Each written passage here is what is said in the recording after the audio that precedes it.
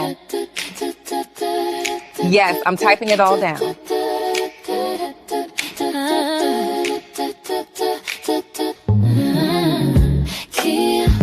Kia, clear, spilling tea, no fear, no fear.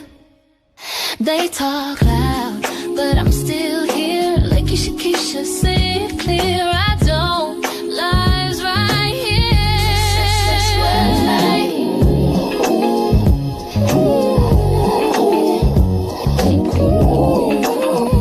Spilling tea, no fear. I'm still here. Da da da da da da da da da da da. No.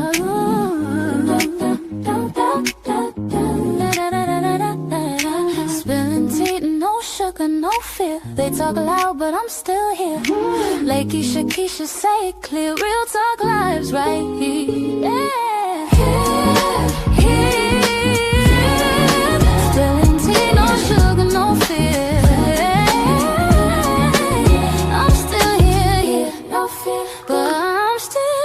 Lakeysha Keysha, say it clear. Real talk lives right here. Yeah. Make sure you subscribe to Lakeysha Keysha, my dear. Yeah. I'm still here, no fear, but I'm still here. Lakeysha Keysha, say it clear. Real talk lives right here. Stretch words like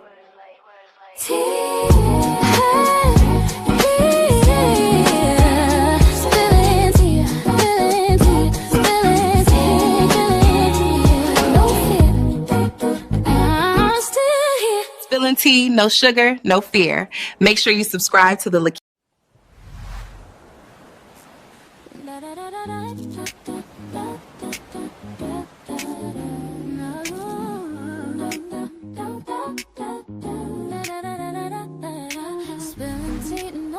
No fear, they talk loud, but I'm still here.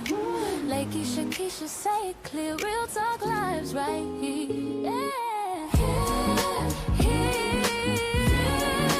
Spilling tea, no sugar, no fear. I'm still here, no fear, but I'm still here. Lakeysha Keysha, say it clear. Real talk lives right here. Stretch words like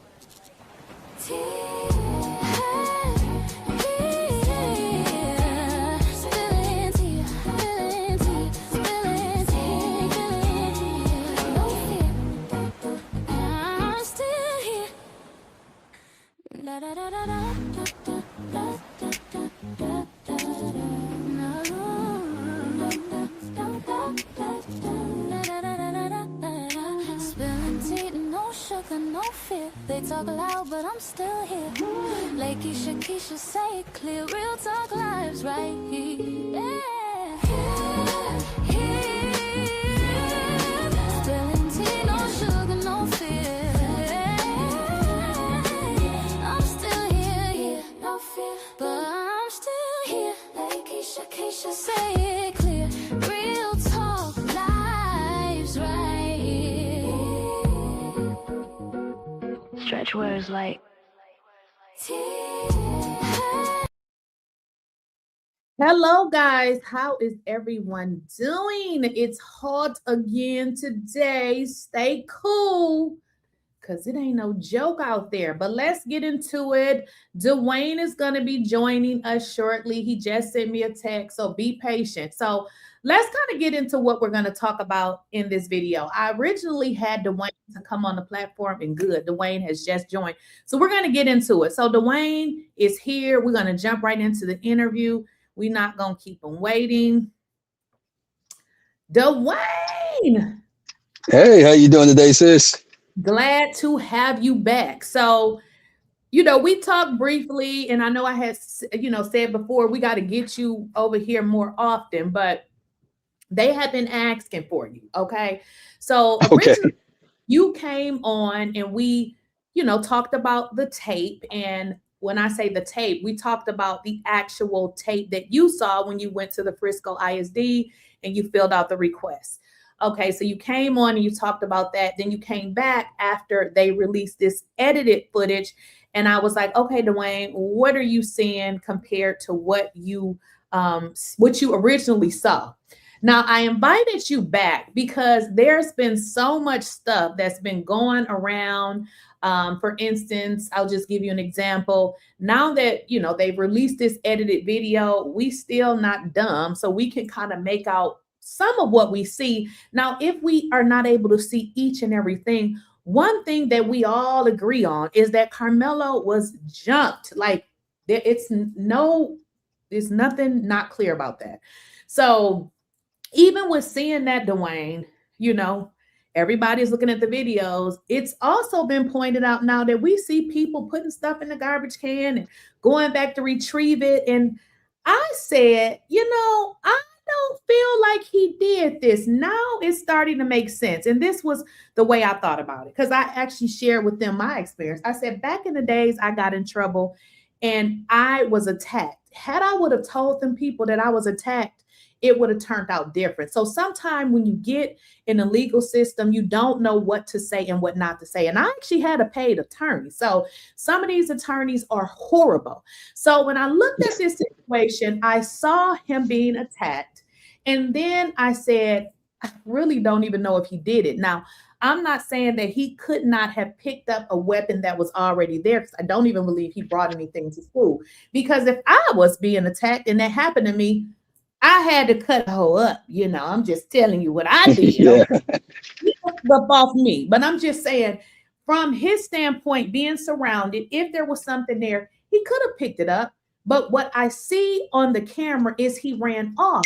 And I see them still fighting. So I'm like, I don't understand what just happened, because if Carmelo was the target, why are they not chasing after the target? Like, he's literally out of there and they're still fighting. So it leads me to believe, okay, maybe they were so fighting that they didn't know that he had gotten away or something. I don't know, but I just don't believe he did it. Then if you think about children or even young adults, you can manipulate them. You know, you can manipulate them to say you did this. Well, you know you did it. Well, you did it.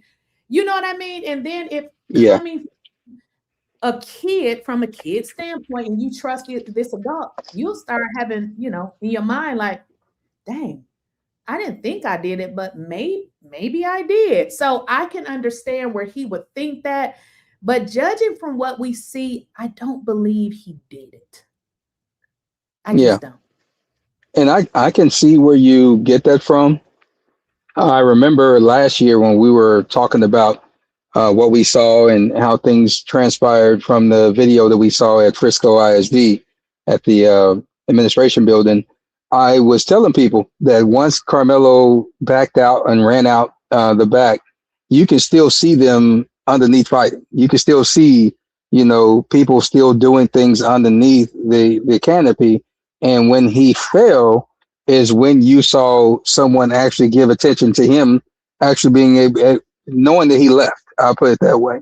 And so now that we are all looking at the video and we're not trying to explain what we saw and no one else saw, now everyone can see that he was well gone out of the canopy before Austin even fell down.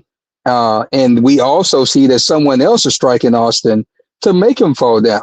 And so we know that individual is not Carmelo at that point in time. It's right there on the video. This is the prosecution's video. We got to remember, this video that you guys are seeing is not the video footage I saw and that the other 30-some people saw at Frisco ISD.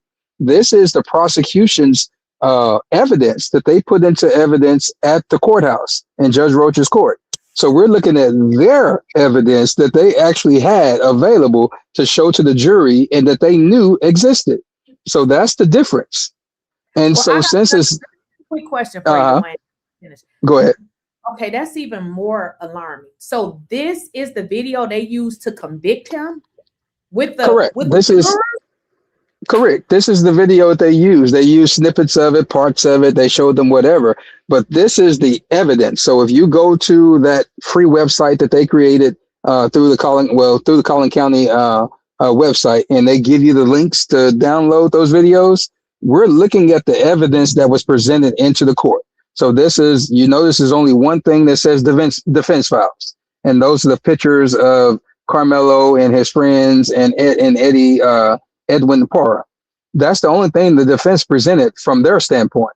Everything else comes from the prosecution, and it's all the information and the documentation that was given into the court that could be presented for evidence. Don't mean they presented it, but it could be presented as evidence. So that's what we're seeing.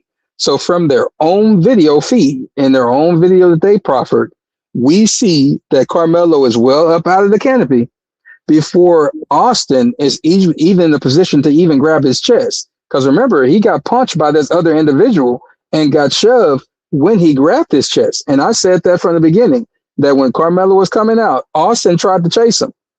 And then all of a sudden, Austin came back down, and you can see him grab his chest, and then he fell down. That is exactly what you see on that video. When you look at it, you can see someone actually, when Austin came back down from trying to follow Carmelo, you can see him come down, and someone immediately from the right punches him and thrusts toward him. And then you see him actually fall down, kick the little girl in the poncho, and fall over somebody else. That was after Carmelo was already gone and down.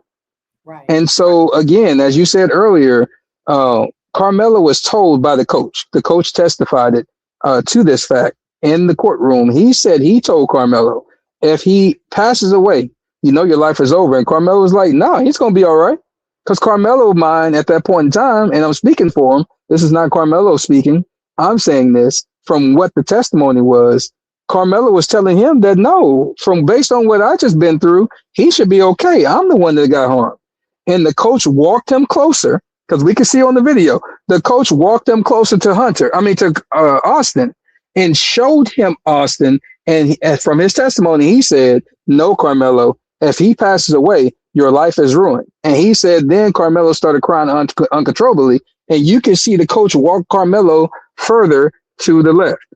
That's when you see the kids putting stuff in the trash can, taking it out, all this other stuff they were doing, because it was a total of 3 on the top and 1 on the bottom. And you can see exchanges, you can see all kinds of things going down. But from the prosecution's own evidence, Carmelo should have never been charged, period. I want to say because it was, go ahead, sis. Wayne, before you finish, what people are not understanding is Carmelo has no experience with being a rogue, with being a bad kid. He is a sheltered kid that he don't even, honestly, now that I'm learning all of this, I don't even think he understood that people like this actually existed in the world. So I don't think he understood. So when I say that, Carmelo has 0 street knowledge, 0. Mm-hmm. So he could easily be told, you did this. And then he's probably like, how? Not really understanding that he didn't do it, but because you told him he did, in his mind, he's like, well, I don't know how I did, but if you told me I did, I don't understand how that could have happened. So when a person has no, and when I say street knowledge, you have to understand it's some dirty MFers out here, and you cannot believe what they do. So I don't think he understood that. He would have been easy to manipulate in that way by an adult. I mean, he says, yes, sir, yes, ma'am. It's nothing wrong with that. But some kids understand when even an adult is on bullshit. I don't think he understood. Correct. He didn't. And I think people have to understand that he saved a young person from drowning. He was constantly at school helping out the kids with special needs, all those different things. He actually stopped someone from bullying a little kid that was in a wheelchair at school. That's that incident people were talking about from 2024 in November or something like that at the school, where he was actually protecting the kid that someone was bullying in a wheelchair. And so this is the type of individual he was. He was a go-lucky, a happy-go-lucky kid that was just out there living life, getting close to adulthood, understanding that he had opportunities in life to grow and build and mature. And at the same time, he was friendly. He was out there friends to everybody, friendly with everybody, didn't treat nobody different. And when you're that type of person, you're not looking for someone to treat you bad. You're not looking for someone to treat you any kind of way just because they want to. Now, that's not saying that he did not know what it was to see people who are bigoted and people who feel certain type of ways in life. We all understand that to a degree. He understood rap music and all those different things. We all understand that to a degree. But when sis say that street knowledge, having street knowledge of knowing what people do out here in these streets in the United States of America, he didn't have that. Maybe Andrew Anthony had a little bit of it from back in the day, but that man was far removed from that. And so when you're living a lifestyle that you're building for your family, and that lifestyle is of peace and tranquility and treating people like you want to be treated, as the scriptures say we're supposed to do, you're not thinking about that. And then here come along these people who are being taught by their parents to do otherwise and not treat people the way you want to be treated, bullying folks and all this. You're not ready for that. And on his way to go stretch, then someone that's supposed to be his friend tell him to come sit down, and now his whole life has turned because he did choose to come sit down. That's what we're dealing with. I chose to sit down with someone and dap someone up and talk to someone that I thought was my friend all this time, that's supposed to be a play cousin, play brother, or whatever, to my girlfriend. And I'm up under here talking to that person, sitting with that person. And then all of a sudden, my life changes forever because these twins that's known to be bullies, allegedly, have been over here on this tear, and their friends come along with my supposed to be friend, Eddie. And all of a sudden, my life has changed because these people are accosting me, abusing me, treating me bad, all within this moment that I'm supposed to be at. And all of a sudden, I'm sitting being told that, hey, you just did this. Hey, this is what happened. And this is from a coach that I trust, because this is the coach he ran to. So if I run to you and I'm seeking safety, and now you're the one telling me that, bro, hey, this is what you did, and this is what's going to happen to your life. That's why he told that cop that I'm not alleged. I did it. He didn't know what he did. He just knew that he did it because the coach said he did it. And so people have to put that in context, that this is a young man caught up again in this system that has been a overbearing system to a lot of us. As sis said, if she would just known to say they jumped me first, her situation would have turned different. If I would have just known to just shut my mouth, my situation would have turned out differently. And so it's a moment to where those are the things that we're not privy to as Black people, because most of the time we're just living in peace. Right. We're just living our life until, as Andrew Anthony put it, until the devil comes knocking at your door. What you gonna do? Exactly. Because no one prepped you for that. Exactly. Now, I know you are, I'm going to skip some stuff because I want to jump right to this, because I see you guys' comments. I'm going to let you answer this because you probably said it again, but everybody don't watch every video.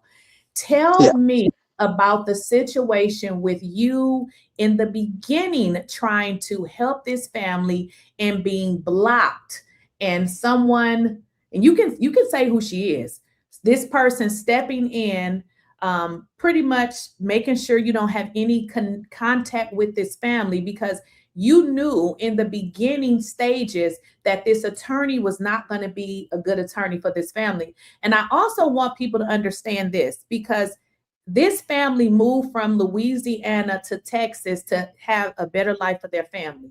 They don't know a lot of what's going on in Texas.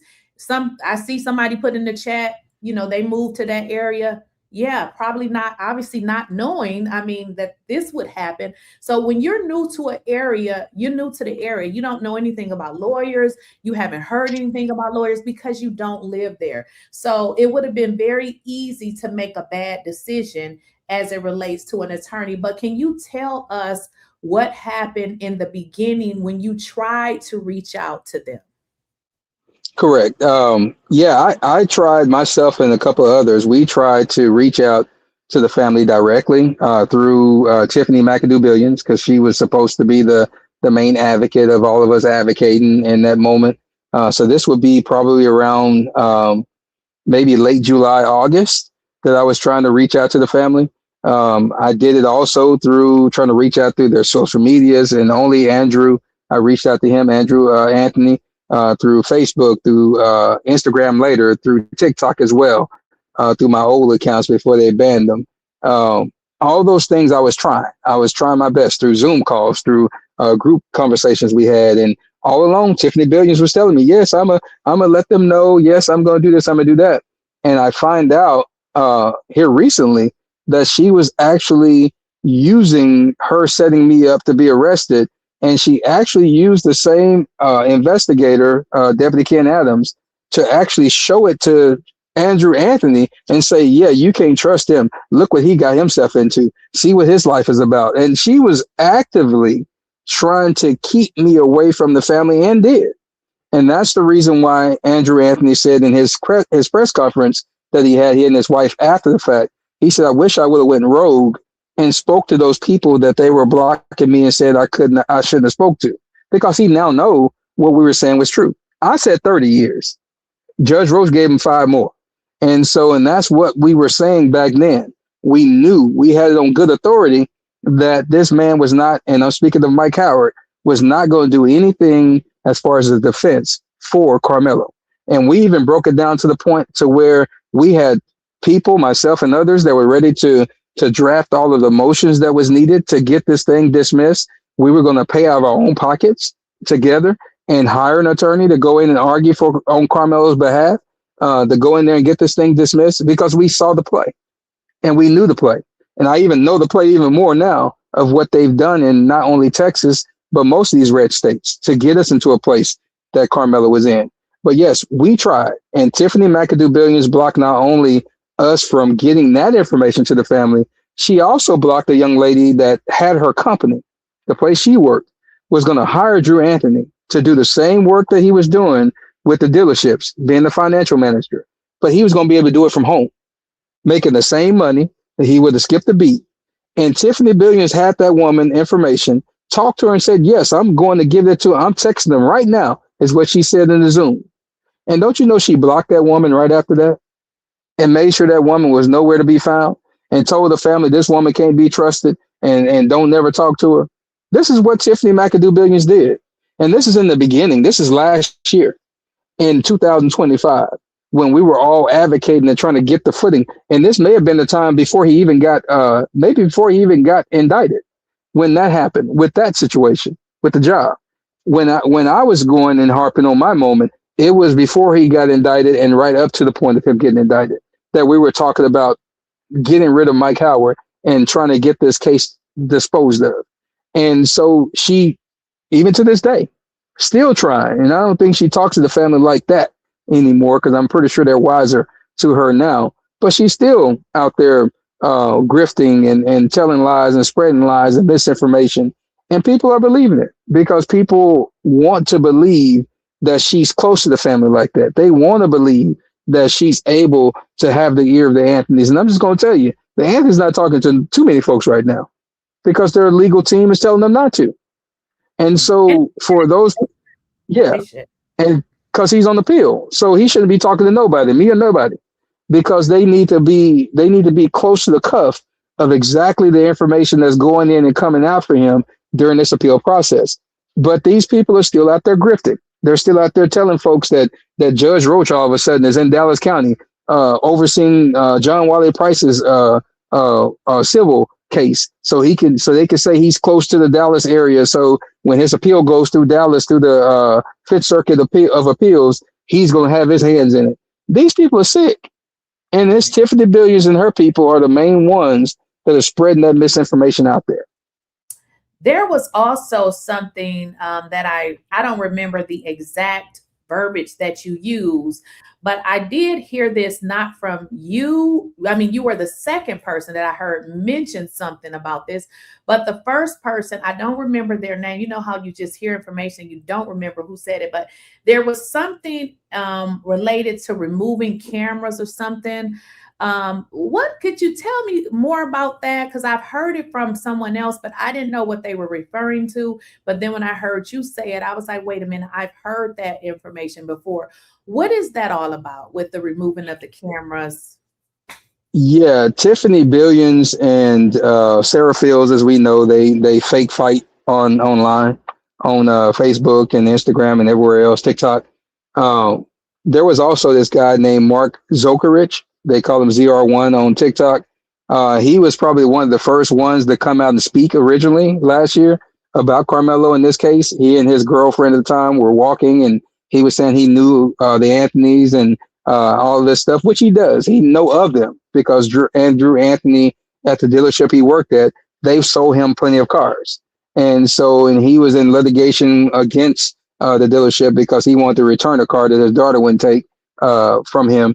And he was in litigation about it. So what he was doing is he was trying to get close to the family to get Carmelo on record of this case. And Drew Anthony wisely did not do it. And so in that, Tiffany Billions was also trying to get Carmelo on record and rolling and doing the things she was doing. So these people going back and forth, creating all this atmosphere of people doxing folks, all this other drama. When we got close to the end of the year, it was really nothing going on with this case, but coming to the end of the year, going to the new year, Tiffany Billions decided that she was going to go and file a civil, a TPO, a temporary restraining order onto Mark Zuckerich, saying that he threatened her life. And basically what happened is that she went after him, he came after her, and it should have ended at that point in time. But she decided to take this before Judge Roach and saying that this man had a bounty out for her life, that he was threatening other Carmelo Anthony and the Anthony family's life and all this stuff in front of Judge Roach as a civil matter.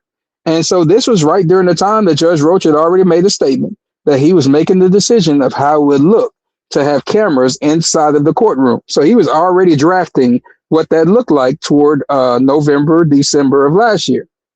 Tiffany Billions went into this man's courtroom and told him that all of the Anthony family and the Anthony family supporters are under constant life threat from this man and others on that side.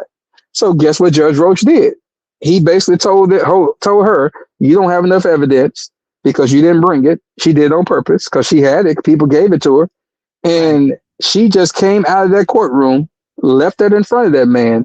And probably a month or two later, that man went ahead and ruled that there was going to be no cameras in the courtroom because of the online and the constant threats to the family and others and witnesses. All this stuff was brought to him by Tiffany Billions. He wouldn't have known. And when you say the judge ruled on that, because I mean, was he ruling on it, do you know, for the safety of everybody, or is he saying because of the Metcalf family? No, he was saying because of everyone. But here's the thing. He wouldn't have known anything about anything unless Tiffany Billions was sending it to him. She had did campaigns to send emails to the court saying that there was threats by Sarah Fields and Dallas lady Kelly Fletcher and all these people to the Anthony family and people like myself and others who supported Carmelo, which was not true. People were spitboxing and going back and forth, and yeah, there were threats, but it wasn't threats on that level. It was threats outside of that. And so Tiffany was making it she was making it her business to make the court aware that there were threats to the Anthony family and people who were directly advocating for him, and that these were life threats. And he didn't answer those at first until she filed her restraining order request. And she went in there. She didn't want a restraining order because if she did, she would have got it if she took the right information. But she didn't. She did it on purpose. And she just went in there just to make him aware. And he changed course because he was going to let the cameras come into the room because he wanted to write a book. So he wanted what he was going to do to be televised, live and in color. And he didn't because of what Tiffany did. I'm the one that spoke about it. People repeated it. But this is what I know to be true because I watched her do it. I was in the Zoom calls when she was talking about doing it. Hey, people do this, do that because they need to know that they doing this and they doing that. That was all Tiffany Billions. It wasn't Sarah Fields. Sarah Fields wasn't going over to Judge Roach's office saying, hey, Tiffany Billions, them threatening the Metcalfs. She didn't do that. That was all Tiffany Billions. So what he said is that for the interest of the safety of the Metcalfs, the Anthonys, and all the people that's coming, he's not going to have no cameras in there. He even took away the auxiliary rooms when it was time for the trial because he wanted to limit how many people were in the courtroom. All because of Tiffany. This is her work. Okay. Yeah. And you're saying basically you're thinking that this was just her strategy. This is what she did purposefully, is what you're saying. Correct. And because it fits in line with everything that we know to be true from the Metcalfs, from Sarah Fields, and all those people who have worked in conjunction to try to derail the Anthony family from seeking justice for their son. When it came to the 𝐬𝐮𝐬𝐫𝐞, when it came to all these things, they were doing everything to derail. Everything that she's done. Now that I look back at it in hindsight 2020 and go back over the receipts and everything, everything she did, every move she made was to derail this family. It was to keep the right people away from them. It was to sabotage certain things. She took over the 𝐬𝐮𝐬𝐫𝐞 and started making it. We would probably spend 5-10 minutes raising money. After that, she would start cussing out somebody and talking about somebody's family and their mama and everybody else instead of the 𝐬𝐮𝐬𝐫𝐞. And this was on those Sundays of 𝐬𝐮𝐬𝐫𝐞 Sundays. This is what she did for months. And so it's a moment to where it was toxic, it was unnecessary, and it was done intentionally, because now you see the play. We know that she and Sarah worked together in conjunction because they did it on my case. They did it on the case with Himothy, and they've done it on several other things that we have ties to, and we can show it that they were working together.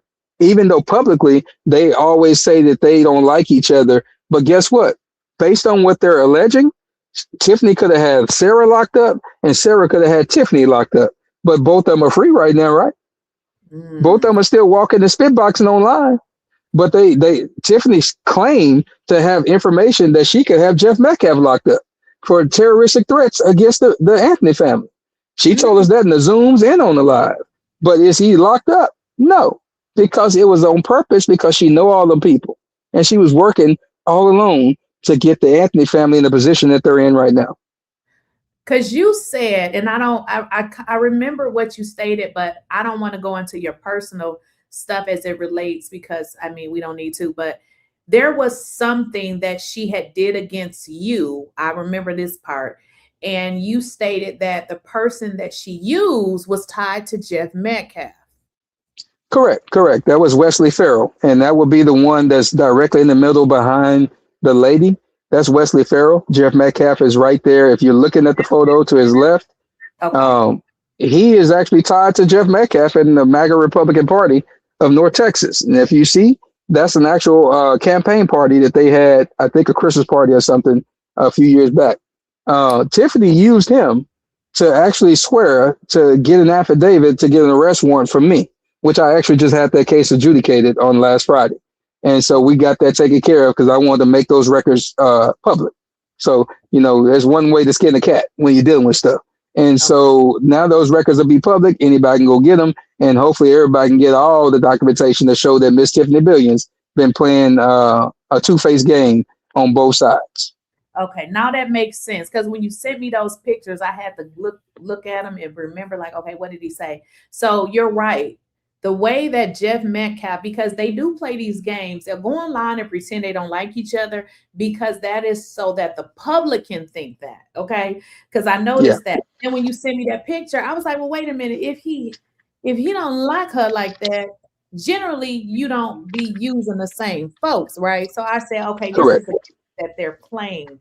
I reached out to her months ago and she never replied. So this is all starting to make sense. Do you know where she came from? And when I say where did she came from, like who referred her to the family, or did she just find out on her own? Do you know where she came from, Tiffany? I know that she was on Facebook right before this. She doxed that lady, Dallas lady, Kelly Fletcher, on Facebook, put her whole everything out there, her people names, her name, social security numbers, VIN numbers, everything out on Facebook. And so they chased her off of Facebook, got her page banned. And so she came over to TikTok. And when she came, she immediately grabbed hold to this Carmelo Anthony case. And she started chasing the people around that were boots on the ground at the bond hearing, at the actual press conference. and she started befriending them on TikTok, and she got one of them to give the number to the Anthony's to her. I also got one of them to give them my number as well. And so she was chasing the people around to get her footing and get some validity on this case. And unfortunately, we gave it to her. And some of the people that were boots on the ground that had first contact with the family, they trusted her and gave her that. And that's how she was able to get herself into the footing of this family. Other than that, she wouldn't have had it, because she's known to work against the families that look like us. She's just known to be that way. And what kind of integrity is she to go on the internet releasing people's public information? I don't like people like that. You know what I mean? That's you don't do stuff like that. Like you don't. That can be online. You know, you can talk about people's records. You know what I mean? Stuff like that. You can't be releasing stuff like that. Yeah. And that's what she did. And the lady, Dallas lady, like she said, she didn't care nothing about her putting her criminal record out there because it was what it was. But when she started releasing her kids, her husband, her VIN numbers, and all that stuff, that's when they chased her off. And we didn't know, because she told us that, oh, this Dallas lady, she put my criminal record on Facebook. And the first thing I said is that it's your criminal record. It's public knowledge. So at the end of the day, who cares? You know, but when it comes to, and we found out later, I found it out when I got this case that I just adjudicated, that from Dallas lady's own mouth, she told us that this is what this lady did to her. And we didn't know it. We went off of what Tiffany said, because she said these white tea people were after her. And that's what we took it as, because she always makes everything militant, make everything about black and white, you know, to keep your purse strings and your emotions going. So you never step back to think logically, wait a minute, what does 1 and 2 has to do with 18? And so if you don't ever think of it logically, then you'll just stay down that rabbit hole. And once some of us who start thinking logically was like, wait a minute, this is not adding up. Let me start going back and figure this out. And I start pulling back information. I start pulling back my time, but I was still there because I wanted to be privy. So I know exactly what your plans are. And that's what my angle was. Not just mine, but a couple more people as well. And as we start seeing, then we start documenting. We start trying to reach out to the family and tell them. And again, she was blocking. And so, and it's not like we were getting the information and we keep it to ourselves. No, we were trying to reach directly out to the family. And people who had their number, they were even being blocked from talking to them, because she was making sure she was blocking everybody so she can stay close, so she could see out her part of the plan. And that was to get Carmelo convicted. And that's just bottom line. So you feel like that her whole being, you know, close to this family, and see, it's, you know, how we kind of think people are like us. I just don't know. It's like, it's real creepy ass people out here like this. So I'm just like in my mind, like, okay, so I guess what you're saying is she was working for the Metcalfs. Okay, it's really because one thing that you'll know is that a person who has been to prison before, that's one of the main things we don't want to see for another person, because we've been there, we've done that, we see what that looks like. And so even our worst enemy, we don't want them to go to jail. We might want to put hands on them, but we don't want them to go to jail.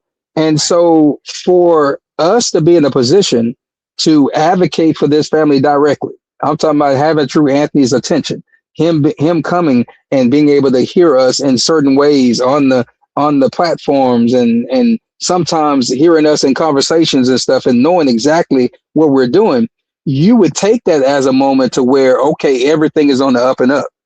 But when you start saying stuff that you know to be true, and that, hey, we can keep your baby from even going to prison, then you would think that would be the first thing that the advocates would want to do, because you don't want them to even have to go to the courtroom to where you're leaving your life in the balance of 12 people that you don't know.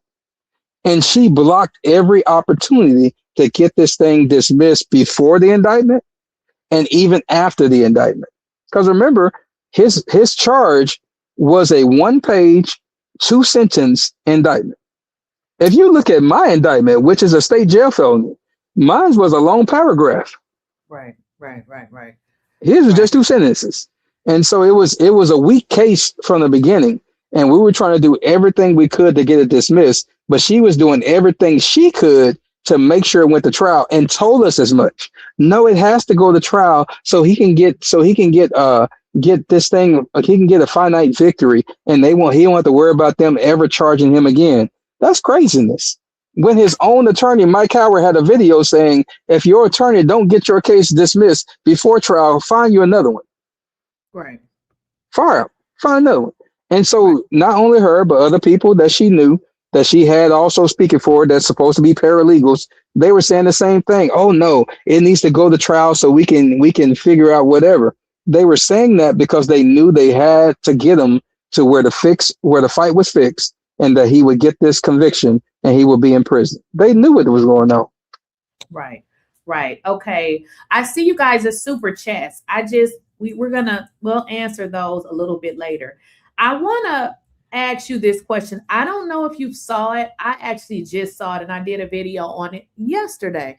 Now, we ain't heard nothing from old Mike Howard, but he decides to speak with TMZ, and he goes on to say that I was really irritated by what he said, because he said, I think that he does. I mean, what do you mean you think? So he stated that he thought that Carmelo felt remorse. And then he goes on to say, but we really wasn't able to see it because he never took the stand. I just didn't like the comments that he made, because if we know Carmelo didn't take the stand, you were his attorney. So if he did not take the stand, he didn't take it based on what you told him. So, you know what I mean? And then when TMZ went to ask him, well, did you tell him not to take the stand? He says, oh, well, that's attorney-client privilege. I can't talk about it. I feel like it's attorney-client privilege with you making statements saying you think that he feels remorseful. Then he says, I believe that Carmelo thought he was acting in self-defense. And I'm just like, these people don't shut up. Yeah, but he's working the company line. He's towing the company line. And I told people, and I keep telling people, Mike Howard came on this case when he got hired, and his intent was to work and get this case dismissed, because that's what he's known for. And he came on, he did an excellent job at the bond hearing, got it down to 250 so he can get bonded out. The no limit bonds bonded him out, got him up out of there. Shout out to Pastor Tooney. And after they did all of that, he had a meeting at Collin County Courthouse with DA Willis. And when they had that meeting, it probably was about a week or two later. After that, his whole attitude changed. Everything about him changed. He never did any pre-trial motions to try to get this thing dismissed, try to get evidence thrown out. He didn't do none of that. He did all these subpoenas. None of them was ever returned. None of them. Now, on the appeal, they already put out some subpoenas, and within a day or two, they were returned. All the subpoenas, I think if I'm not mistaken, all of the subpoenas that Mike Howard put out, none of them were ever returned. None. And so it's like, you didn't do anything to try to defend this young man, but you have the caucasity to get up on TMZ and speak and say that you think. No, you're his attorney. You're supposed to know. You're supposed to know where your client was. You're supposed to knew what your client was feeling and what he had going. And you knew from just Kyle Rittenhouse, from George Zimmerman, from all these cases that dealt with stand your ground self-defense in these red states, that you have to take the stand and explain the moment that you fear for your life, so you can justify using your self-defense. He knew that. It was no option for Carmelo to say that he don't want to take the stand, because he had to show that he was fearful of his life in that moment, if that's what really happened. My thing is, they didn't want Carmelo to take the stand because I don't believe Carmelo can tell them what happened. I don't think Carmelo can actually fix in his mind to say that this, and this happened. Only thing Carmelo knew is that he was trying to fight to get back up out of there with his life. I think that's all he knew. But you know what, though? I had some attorneys come on. I'm forgetting. I don't know if it was yesterday or the day before, but they specialize in murder cases. And one of the things they said, the issue with this case, well, it was multiple issues, but they said whenever it's a self-defense case, you must take the stand. Let me tell you why he said that. And I said, you know what? This makes sense. if you're claiming self-defense, you need to be able to tell the juror why you felt like your life was in jeopardy. Nobody else can tell that. So although Carmelo ran off and didn't see whatever, he ran for a reason. What was the reason? What was he thinking in his mind? You know what I mean? All of that would have helped. They painted him as a monster. This is a kid that says, yes, ma'am. Yes, sir. Come on. Well, I'm going to tell you the reason why he could not take the stand from the conspiracy standpoint of this moment of knowing that they all were working together to put him in prison is because if Carmelo took that stand, he was going to say how scared he was. He was going to tell you how they assaulted him, how they held him, how they choked him. He's going to tell you all these things, how they hit him, how they punched him, how he ran, how he fell, how he got away, how he talked to the coach, how the coach told him all these things. But what he was not going to be able to tell you is when and how Austin Metcalf got stabbed. Right. And since he wasn't going to be able to tell you that, and he wasn't going to be able to answer to it, that meant that now the burden shifts to who actually did it. Mm-hmm. And where this moment came from. And so that is the reason why Mike Howard went in that room, because they did take a break and they had that conversation. And people who were there said they saw the family visibly crying when they came out that room. And that's when the defense came out and he rested after that. Because he went in there and told him that he don't need to take the stand because he knew the fight was fixed and he knew the fix was in. Right. And he could not have Carmelo testify. And that's where the problem comes in, because you are hired. You don't rest. First of all, the family, they said they paid for these different specialists to take the stand. None of these people took the stand. You see them? That's not like, that ain't how it works. It don't work like that.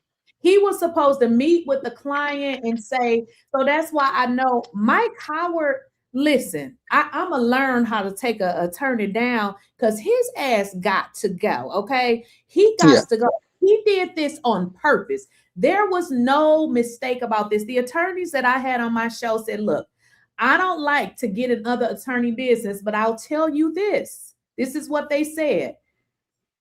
It's either incompetence or he did it on purpose. Now, when you talk about incompetence, you made a mistake, right? But you're going to continue to make a mistake and can't continue. No, you did that on purpose. Yeah. There was no way that this guy made mistake after mistake after mistake after mistake. Then, because I wanted them to talk about the appeal process. Now, although he has so many different ways to appeal, God was even on his side in this case when they was working against him, because this idiot attorney never really objected to anything. Now, the issue with that is if the attorney doesn't object, it creates a problem, because if the lawyer doesn't object, then how do you appeal it when he never objected it in court? Luckily, though, when it came to these jurors, this idiot objected. So I don't believe that this attorney was ever on Carmelo's side. Now, this is something else I've been telling my audience.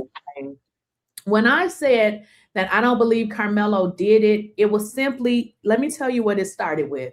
It started with the video, and I'm thinking we're going to see what happened. When I did not see Carmelo complete any kind of act, and it seemed like he wasn't the one that did it, I knew right away. I said, I don't believe he did this. One other thing that people pointed out, I'm going to put it on the screen. You can see it or you cannot. Why the hell does this date say February 10th, 2016? That's what it says right there. What is that all about? Well, a lot of times it can be one of several things. A lot of times those body cams have not been recalibrated correctly, and so they will read a wrong date. Sometimes the wrong date comes because you're editing.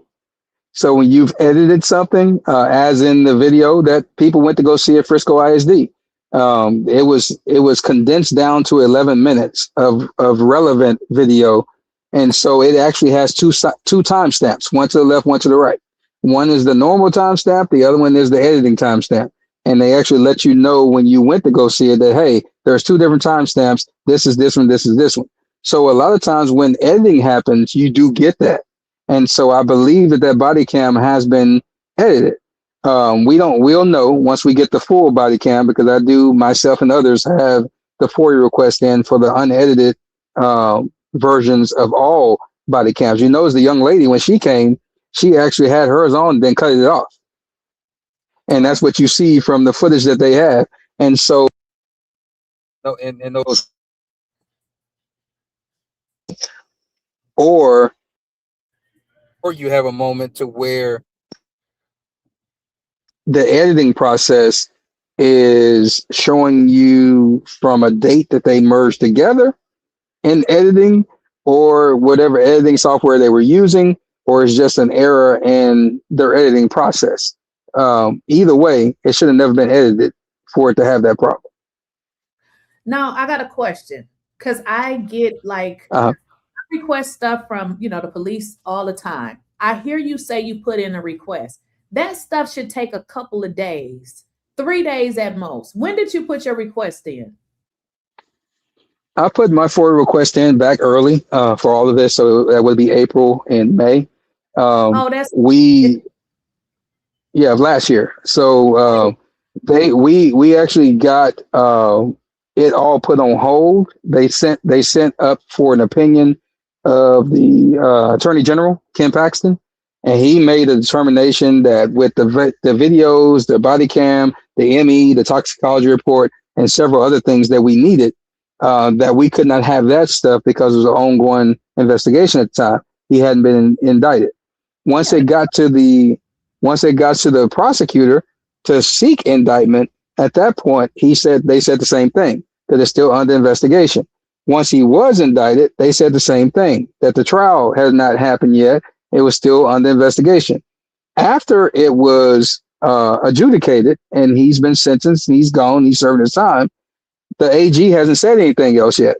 But what the entities did, Frisco ISD, PD, ME's office, all those people, they relied on his old rulings and said, we can't give it to you based on this. So myself and others, we've already sent our emails of appeal to the AG's office, letting them know that they're relying on your old ruling. Could you please do what's right? And if you don't, then we have to sue. But also, I read in one of his rulings that it said that because of investigation purposes, they can't do it. But it had an actual paragraph in there that said that this stuff is permanently banned, or whatever the case may be. I also point that out to the Attorney General, that he doesn't first have the authority to permanently delete, ban, or restrict anything that's not owned by the state of Texas, period. That's the first part. Second, nothing in the laws of federal side or the state side said that you can actually permanently ban a public record, because it's public record owned by the public. And so we're waiting on those answers. It normally takes in between 30 to 60 days for you to get that response from the Attorney General's office in these type of matters. And we're probably two weeks in from that moment. And so we just have to wait and see what he says. But he has made no new rulings since last year. I can tell you this, Dwayne, is some bullshit, because I have followed where they are investigating, and they tell you you can't have it because we're investigating. But what they will do is, once they tell you that and you submit your request, they will go back and fill your old request, because the last thing they told you was you could not get it. Now, there have been a couple of times where I've been told you can't get it. It's an investigation. And then I see it released to the blogs, and I go back to them and say, wait a minute, you told me. And then they'll say, yeah, it was just released. But all of this long-winded debate, that is bullshit. They are too. It is. And the thing is that we know that, but that's where we are. And so we have to wait on that process. And because we have been pushing, that's the reason why the court sent everything that they had, because he didn't intend to do that either. But he had no choice, because the courts usually release everything from the courtroom at least within 7 business days from when a case is adjudicated. So he had to release everything. With the other stuff, now, let's be honest, I have received a lot of information from this case while things were being investigated. I have it at home. So we have received some things we haven't. But the things that showed that Carmelo shouldn't have never been charged, those are the things that's been blocked. And just be honest about it. So the original videos, the body cam, the ME report showing exactly what was going on with Austin Metcalf. We also have to remember Jeff Metcalf told us himself on his Beyonce World Internet Tour on TikTok. He said that he actually ordered a second toxicology report because he didn't like the one that the first one, what it said the first place. And so there's two toxicology reports out there. One that's done by the county of Collin County, the city of whoever did it. And then you have one that Jeff paid for privately to have done as well. So you got two of them. So both of those are now public record. So we want to get both. And so that's what we're waiting on. We're just waiting on that process of those things to happen. And if they want to act stupid, then we sue and we get that information and we get money with it. I'm glad you said that because there's I have a twofold statement, question, whatever you want to call it. Listen, I'm not an attorney, but I knew if I was, I would be a cold ass attorney. I would be something like I had on the show, honey, because they ain't nothing to play with. The not guilty boys, don't follow them. But listen, this is what I would have did. Okay, for one, first of all, we have not saw this boy's autopsy. I get them all the time. Why do you think this is being blocked? I mean, you said that Carmelo, cut him up. And why do you think we can't see it? Again, that is to me showing that they are hiding evidence. Why is this being blocked? Well, I'll say allegedly, a lot of the kids in the area that day said that Austin had taken steroids and other things. So that morning, while they were there at the stadium, they saw him popping pills. And so we knew from the beginning, from the streets, from kids there on the 2nd, 3rd, and 4th of April of 2025, said that there was going to be something in his system. We knew that he was juicing to build up his body. That's something that's a known fact to the Frisco and surrounding areas. That's what Austin does. He's the bigger of the twins. He had a little bit more bulk than Hunter did, and so he juiced a lot. I'm pretty sure Hunter was doing it too, but he was the lazy one of the twins. Austin was more the go-getter when they came to working out, and so I know that he would show whatever it is that he was working and doing and using. It would be in his toxicology report. Jeff knows that as well. The Collin County DA knows that as well, and the Frisco PD knew that as well. And so that's why they fought so hard to not let the ME report comes out. I was waiting on mine when they were doing it. I was told it was ready, so I was expecting for mine to come. And that's when they sent it up to the AG's office to block it, saying because of the investigation. Now, we did get a what you call a release or a leak of the ME report online back then, last year. And usually that's what happens when the AG comes and block it, because MEs want their information out. They do the work. They want the public to see it. And usually someone will leak it from their office and give you that information with a wrong date, wrong name, wrong something. We've also got that same leak again this year because, again, the case is over and no one still has the ME report. They haven't even responded to say whether they're going to give it to us or not. And I clearly stated on my email, because they asked you, do you want this to be closed now, or do you want to wait for when it's over and we'll send you the files? I said, I'm going to wait and I'll get my files when it's over. They haven't even responded to my email asking where are my files. So that lets you know that it's a concerted effort to keep that information out the public space. But somebody at the ME's department, like they do all across this country, when you don't let their work come out, they're going to leak it. And so probably in those two leaks, it's probably about 90% of the story being told of what was in that boy's system and what was going on. Okay, I love that you stated that, because somebody reached out to you that followed me and they did say that you said that. And what I was trying to get them to understand is I receive emails from people all the time. And a lot of times these folks don't even, they tell you their real name. Now, I would never come on here and say, this person said this, but you almost can tell that they are telling on these folks, because just because they may work there, that does not mean that they agree with what is going on. Correct. They are saying that this, so he got, it's just so many things that we just need to see the autopsy to make a conclusion as to what really happened to him. But the fact of the matter is that how is it sealed and somebody is in prison? What I don't understand. That's the crazy part, is that once a case is adjudicated, everything is unsealed. And that's normal practice across this country, because it's over with. Now it's time to litigate. To use the excuse on either side to say that it's an appeal going on, so it's got to be sealed, or to use it that there's information we got to save. Look, every kid that testified, their identity was already given up when they came to testify. And I tell people all the time, there is no rule of anonymity for anyone that is a amateur athlete in this country. When you sign up in middle school, high school, and even Pop Warner Pee Wee football and basketball and everything else, you lose the right of privacy because you become what they call an amateur athlete. If you're able to get NIL deals, if you're able to get a scholarship, if you're able to do any of those things, you have now lost the anonymity of an actual young person that would have those protections, because you are now a amateur athlete. And so none of those kids out there in a public space, they did not enjoy any kind of privacy, none. Yet we still gave it to them, even though we knew their names, we knew where they came from, we knew their parents' information. We still gave it to them because you respect who they are. But when you're in these type of situations and the case has been adjudicated, all that information is public information because it's a trial paid for by the public, paid for by tax dollars, county, city, state, and federal.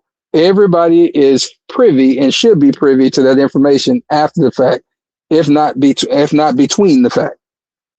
Exactly. And when you look at the video as the one that I have on the screen, that's why I love my Black people, because one thing we gonna do is figure it out, and we don't give a damn what you say. We gonna figure it out.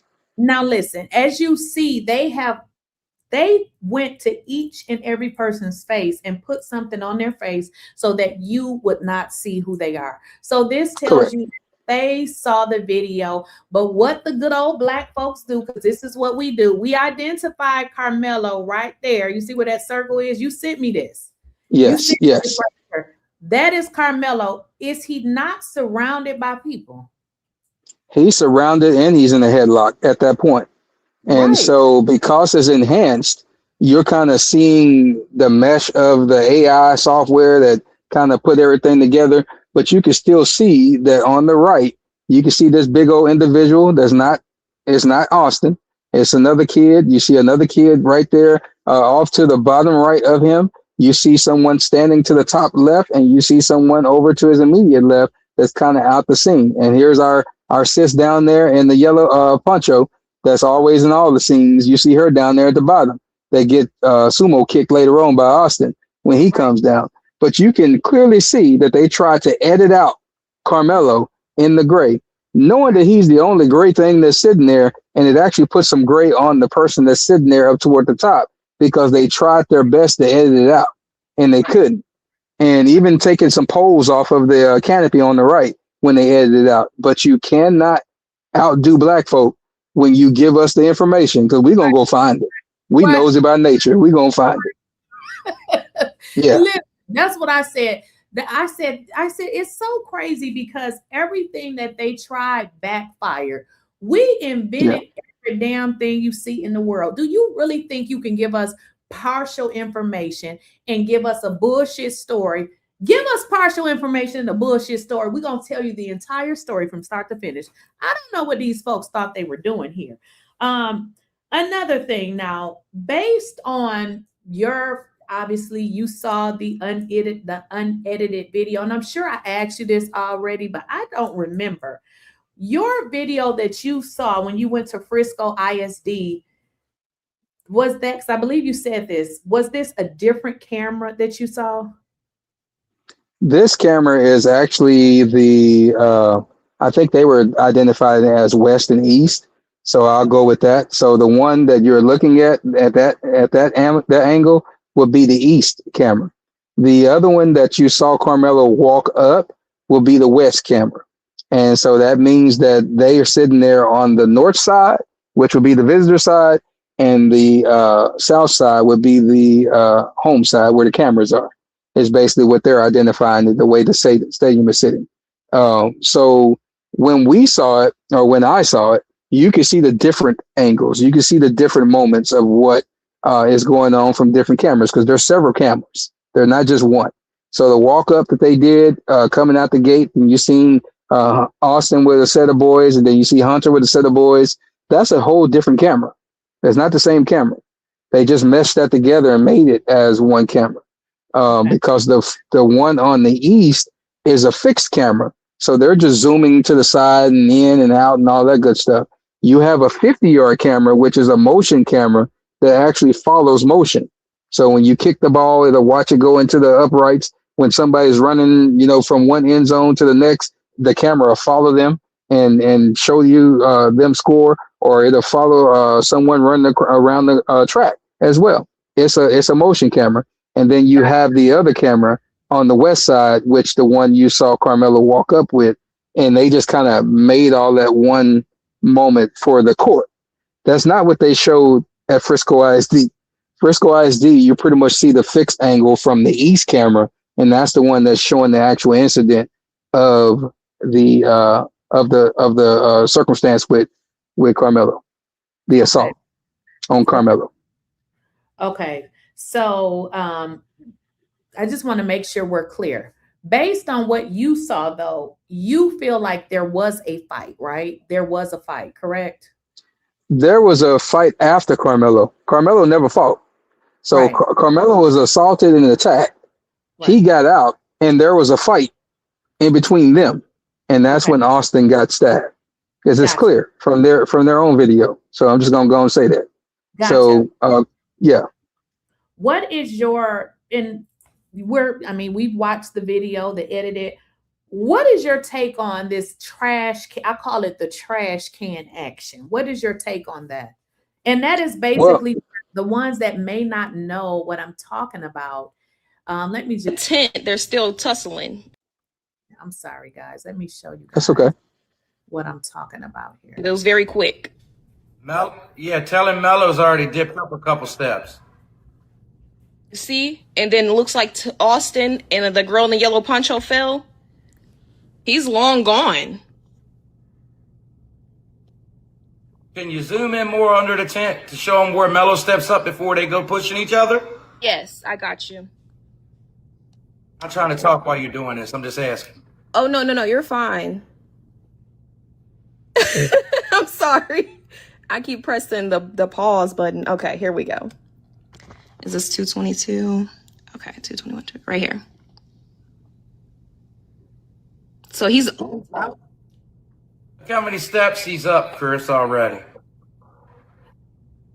And they were still tussling underneath this tent while he's Went up been 5 gone. steps. He went up 5 steps, y'all. Look. Oh! Yeah, and if you can see toward the bottom, Yes. While they keep rewinding, you can see where this young man kind of dips out, kind of leans down a little bit, and he runs to the trash can, and he clearly puts something in it, and then he runs back again. And so you have him, you have another young man that actually went to the trash can as well, and then you have another young man still on the top of the bleachers that actually, once they start walking Carmelo across, the coach was, you can see him actually come and stand by the trash can, and you see another guy that's underneath, that's down the field. He's actually directing him, and it's almost like they hand each other something as well. But then you also see the other guy that's on the top pick up the trash can, reach down in it, and put something in his pocket. And then he waits for it to be clear. He walks away briskly, and then he just takes off running. And so it is clearly something that right here, you can see the young man right here. Carmelo comes down, watch him go to the trash can. He doesn't knock it over, but he puts something in it. But then there's another guy that comes behind him that puts something in and he knocks it over. Right. And so it's two people that put something in it. And then the third one comes, and with another guy on the track, they actually do something, transact, talk, and they pick it up. And then he takes off with whatever it is that they took out of it. All right. This school really need to close down. I mean, when watching this, I was just not like, wow. This is clearly something. I don't know if they planned it, but they knew what to do in that particular, why it was going on, because I feel like they felt like they had effed up and they were going to blame him. But it almost make you wonder, did y'all plan this? Because how did y'all react like this with just, how many times have y'all did this? Like, I was just like, whoa. Yeah, and just from watching and looking and researching and knowing the stuff that I know, this was planned. It was planned because no one talked about the young man Adrian, and I'll say the name because that's what he had on Snapchat. He made a 6-second video that said 2 minutes prior or 2 minutes before, and this was right before the whole incident happened with Carmelo. And that's where a lot of people online last year were showing Carmelo sitting back, and it was like 3 or 4 people sitting in the back of the canopy. They were showing that based on this young man's actual footage. So when people are looking at this moment, when Carmelo is sitting right before those boys come or right when they come, it's an individual that's walking down and coming into the canopy. That's Adrian. That's the young person that videoed this from Snapchat, and also the same person that videoed the whole thing, and that people were able to look at a disappearing link that was on Reddit, and it was on Snapchat for a while, and people were viewing it and able to see it. I've talked to a couple of people that saw it, and it just disappeared before they can actually record it and prove that they saw it. But what they said they saw was the same thing we saw, just from a close angle, and it had sound.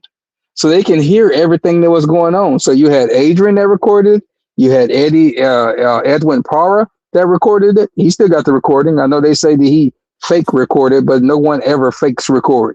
So he still has it, and it's a couple more people that recorded that have it, because it was a setup event. And you can tell by the people that were walking by, some of them were peeking in, looking, and like, yeah, they got him, and they were going about their business. It was not a moment to where anyone set up and stood up and said, hey, why y'all mess with him like that? It was only one person that testified, and that spoke on that. And it was somebody that was they were on the field, and they said that they were looking like, does he need our help? What's going on? What they doing to him? But they never made the move to go over there. Right. Yeah.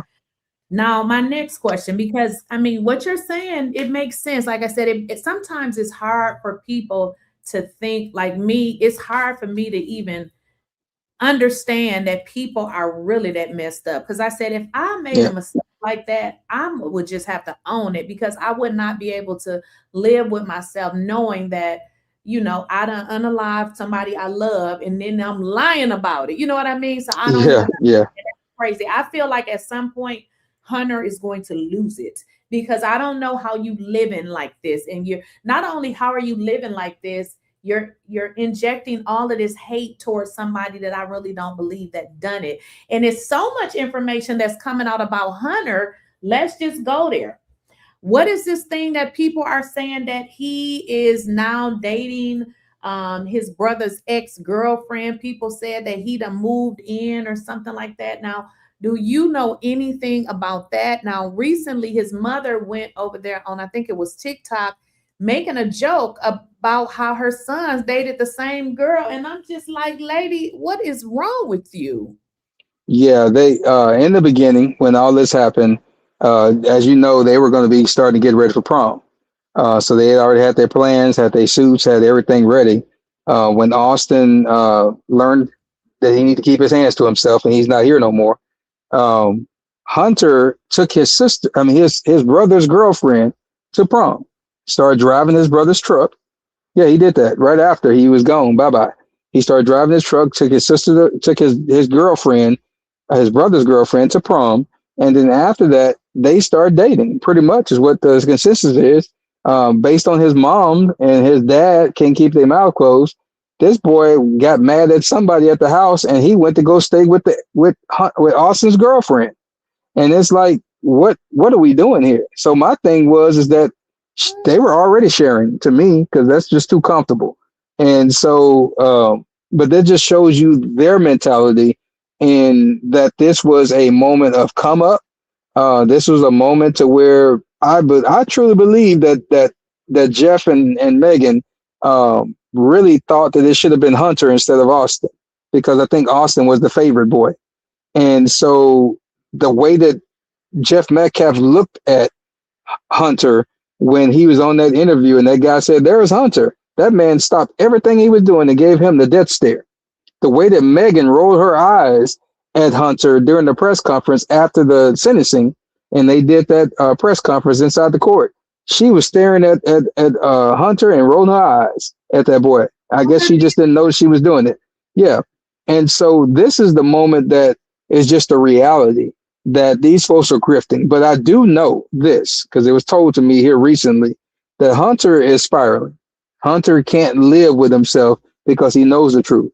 And they're trying their best to keep him busy. They getting him, he done been dipped in the water so many times at church. He's around all these people. They're supposed to be praying for him in all these different groups. But guess what? You can't run from your own sins when you've created them. You can't run from your own nightmare that you star in. And so it's always going to be hunting you. And people have to remember John 10:10 in the Bible that everybody want to be talking about. They read and they learn and they live by. It said the thief comes but to kill, steal, and destroy. Let's stop there. We ain't going to talk about what Jesus said after that. But that's all they know. And since that's all you know, that's where you're going to live. And you have to be in that torment of that moment. And that's what's happening to him. That's what's happening right now to Eddie Poirot. That's what's happening right now to all those kids that testified. And they know they testified on what happened that day. All of them right now are not in peace. Even the young man that took the scholarship, the first memorial scholarship fund from Austin Metcalf from Hope Fellowship Church. Him and his mama on there talking about how she been traveling and don't get mad at her because her life is better and she can go move. They're even in torment right now because they got to live with that. You took blood money in order for you to help them get Carmelo convicted. Right. So you got to live in that. Listen, let me just tell y'all this. I said, these folks is dumb. For one, just think about it like this. You tried to do something to him and you did it to your brother, because I really believe that Hunter did it. That's just my belief. Now I can say what I believe. That's what I believe. So in doing that, I would have been like, oh, I mean, I'm going to get my life together. But y'all keep going on. You got now the world who's standing on business for Carmelo. You're going to reap what you sow. That's what I believe. I don't wish nothing bad on anybody, but I feel like you reap what you sow, and all of this nasty energy that this man, the father, look like he do alcohol. That's just my thoughts. I can think however I want. It look like he is in love with the bottle. He say he a Christian. Yes, his bottle is the pastor, but you know, you run on these platforms and you're spewing hate after hate after hate. You got him in prison for 35 years. I mean, I would move on. You know, you're still going. So I don't see anything good coming toward that family. I just don't. Now, what do you think about this right here? Yeah. Who is that? Look like Eddie. Wait a minute. I'm sorry. This looks like Eddie. And why would he be taking his pants off? Exactly. You know, in this one, and that's what I'm saying, this story gets more interesting and more interesting. Why? Now, I get it. Kids do change at the track meet, but this is giving, you're trying to take off them clothes. I don't understand this right here. And everybody is saying that this is Eddie. So, you know, Carmelo was arrested, but I don't think he had any blood on him. You know what I mean? So it's just, this whole story is just, to me, I just don't believe that he did it. What is your take on this particular video? Well, I know I've watched it. I actually have it. A couple people sent it to me. You even have someone that's saying that it's not him. You know, he had on a different uniform.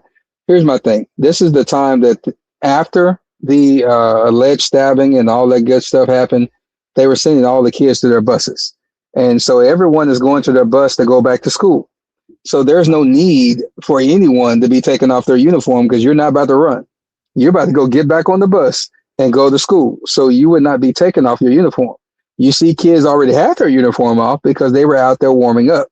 And so in this instance, if that is Eddie, then he had no need to take off his uniform because he was up under the canopy with the twins. So you shouldn't even be leaving in the first place. My thing is this, is that when you look at it in totality, we know that there was so much going on that day. When we look at the evidence again from the prosecution, they have Carmelo's hoodie. It only had a smidget of blood on it. They never tested to see if it was Carmelo's. He had a puncture on his finger. It could have been his. But it was just a smudge, like you do when you wipe across your fabric, and it leaves a mark. It was no, because the coach's hoodie, his coat, had so much on it. Oh, good God, it was a lot. That's probably why it wasn't on the stands. The coach used that to put, Hunter said that his brother died in his arms because he was holding the wound and all that stuff. He lied. The coach is the one that testified, and we have the evidence from the coach that he took his jacket, and he's the one that put his jacket over the wound to keep it from spilling out like it was. So that was the coach, not Hunter. Hunter wasn't nowhere near the moment. But we know that if Carmelo was the one to have stabbed him, he would have the projection of blood onto his hand, the knife, and his clothes. You won't just get a smudge like somebody wiped their finger across. And that's the only blood that was on Carmelo's hoodie. We have the evidence from the prosecution. And so this is just a crazy moment to where all those things the defense should have had in evidence. All those things the defense, before Carmelo even got up to speak, should have already been there to rebut what the scenario was that the prosecution was trying to sell. Because what they were trying to sell was just not factual based on what we see on the video and what we know to be true. And so I feel that Eddie would have been close to this situation because he was up under the canopy. And if anybody had to take off their clothes immediately, would have been Eddie, because he would have had blood on him. Just like Hunter went to the hospital. Before he came to that interview with his mom on WFAA Channel 8 News that day, he actually changed clothes. He went home with his daddy, took a shower, changed clothes, and came out there with that little collar shirt on he had on, and he gave that first interview on April the 2nd around 3-something in the afternoon. And so that is what the facts are, but we never got those facts because it just became conjecture on TikTok spaces about what was what and what wasn't. And as you said, Megan went on to, I think, 99's panel on TikTok here recently, and she basically just laughed and joked about her sons being bullies and said that's just how they are. That's just how they are. But her son said that his hand is bisexual because he slapped anybody. Right. He ain't here no more for that reason. Right. Yeah. And so those are the reality. That's the reality of this situation, is that those parents, Frisco ISD, and the greater public around there allowed these boys to be bullies all this time since the 4th grade. And it led us to this moment that we dealt with right now with Carmelo and Austin not being here no more. Right. And do you feel like that's why Hunter didn't testify? Because let's just be honest. This was your brother. You claim he died in your arms, but yet you didn't testify, which is, I can kind of understand why the prosecution did not call him. But if I was a lawyer, he would have got subpoenaed. You're going to be subpoenaed. And if you don't show up, I'm using it in my closing arguments to call you a liar. But the fact that Carmelo's attorney, well, we know Carmelo's attorney, Mike Howard, was working against him because you had an opportunity to even call like the brother. I mean, you're not even here. You're not even a witness in a situation that you claim your twin brother died in your arms. Why are you not testifying? Yeah, and the thing is that I believe Mike Howard sent out a subpoena for him to testify. It was unanswered, just like the rest of it. And so they kept him away from the trial for a reason. One, because of his height. The jury would see how big he was and know that Austin was bigger than him. And then two, because he couldn't testify because he lied so much. And not only did he lie, he would be subject to actually tell what the truth is or have to plead the fifth. And so he wouldn't incriminate himself. And so those were plays that everybody knew. Mike Howard knew, the prosecution knew that they could not have Hunter there, but he sure came in like a whirlwind with his friends when it was time for them to give the victim impact statements. Because I watched them drive in. I watched them get out the car, and I watched him and his friends walk up that building and go inside, because they came just for that. They didn't come in for nothing else. They just came for that because they knew he could be nowhere near to testify. Because if he did, then it threw out everything. Even the jury couldn't overcome that moment of him actually having to tell the truth for once in his life. Right. One other thing, guys, I need to ask you to do. I need you all to like the video. It's over 2,000 people in here. I need to get 1,000 of you all to like the video. When you like the video, it helps the video move throughout the algorithm. If you are Team Carmelo, we need this evidence to get to everybody. But when you don't like the video, it gets to some people, but not a lot of people. So if you Team Carmelo, I do need you to like the video.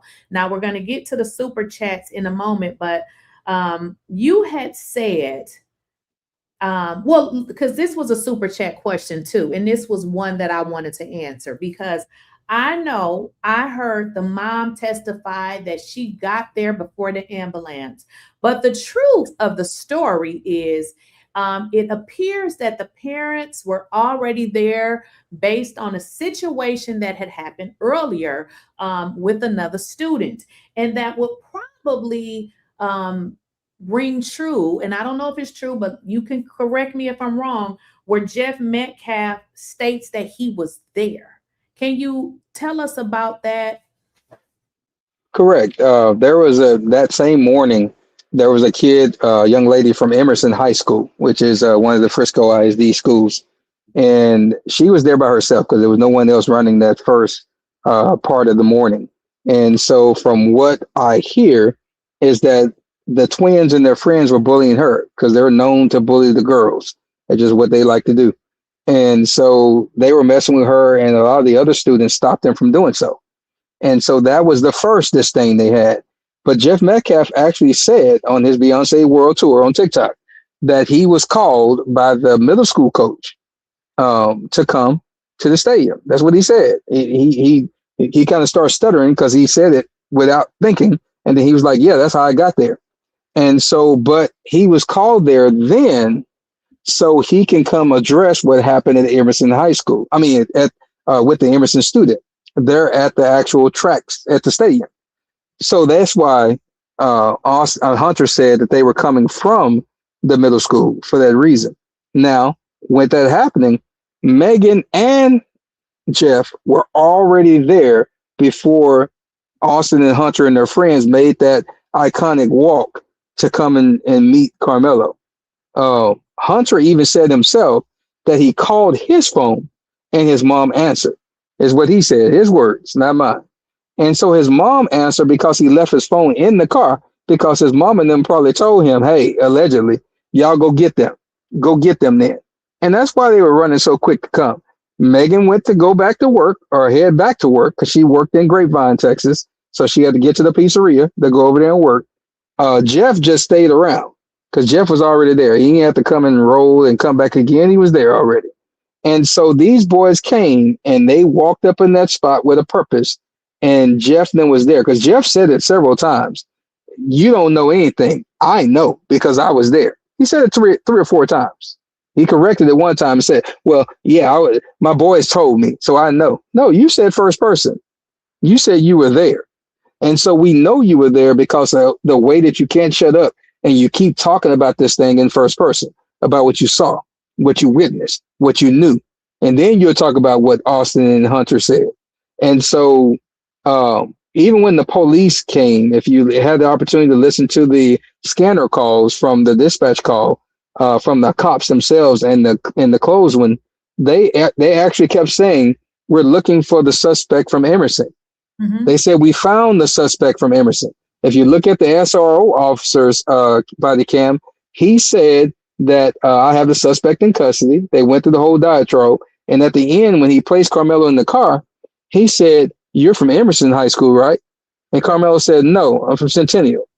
Even he was trying to place him at Emerson because that's what he kept hearing on the radio.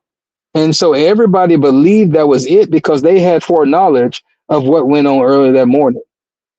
They had foreknowledge of it.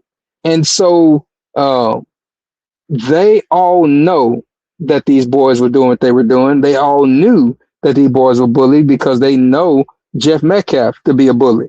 Everybody know that in the city. And so with this Emerson young girl and that beginning moment, that's how the parents got there. And that's how Megan was able to beat the ambulance to the hospital, because she was on her way to Grapevine and she just turned around and went there, because there's no way she would have beat them coming from Grapevine from the pizzeria in the morning traffic during a storm. It would have took her almost an hour to get there. Right. And that's exactly what she said. But she played with the folks that didn't know how far it was away. But she did say Grapevine. I'm not from Texas, so I don't know. But she sat up there and lied because, lady, you were already there. You see what I'm saying? But so that should answer your question. I am _C Brown. Thank you for the $5 to $10 super chat. So that is your question. Dwayne answered it. Dwayne, now I know you heard, or I don't know how you know this information, but we know that even as the Metcalf boys, they're young adults now. They were children, young boys, adolescents, whatever you want to call it, at some point in time.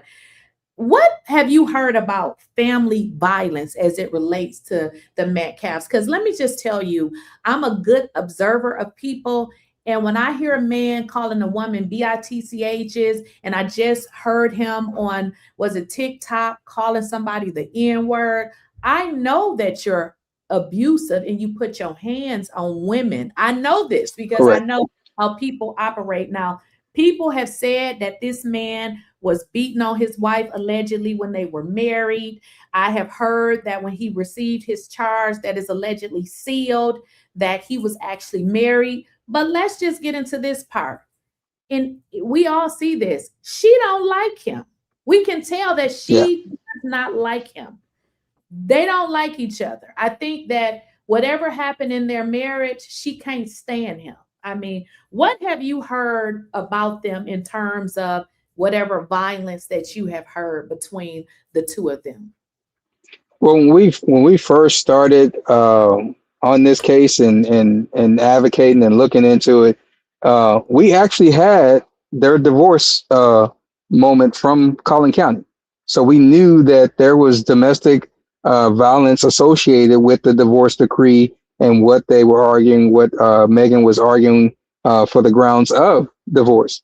I also know, and I'm actually trying to confirm that with the actual people, but Megan and the twins actually ran away to get away from him because of domestic violence. They actually stayed at a shelter and for a little bit, and that happened a few years ago, probably during that same time of them seeking the divorce when she left them. So this was part of her getaway plan, and then she ended up coming back up this way after the fact. I guess once she got him away or got other people to help her out, she was able to get back up here and pretty much stay away from him.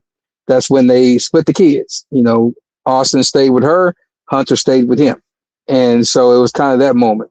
But we had access to it, to it all the way up to this year of just going to Collin County and going to look up their divorce, and you see it. After this trial was over with, D.A. Willis and his people sealed it and cleared it off of the Collin County website. You can't even go pull it up no more. But what you can pull up still is his ex-wife's divorce from him back in 99. And so we get that. But this one you can't even see no more. So they sealed this one just the same as they sealed his criminal record. And then after that, you saw him and Megan get up talking about, oh no, I've never laid hands on Megan. I've never did this. But now you can say that because people can't go and check it. But I guess you didn't think it's a thing called screenshot.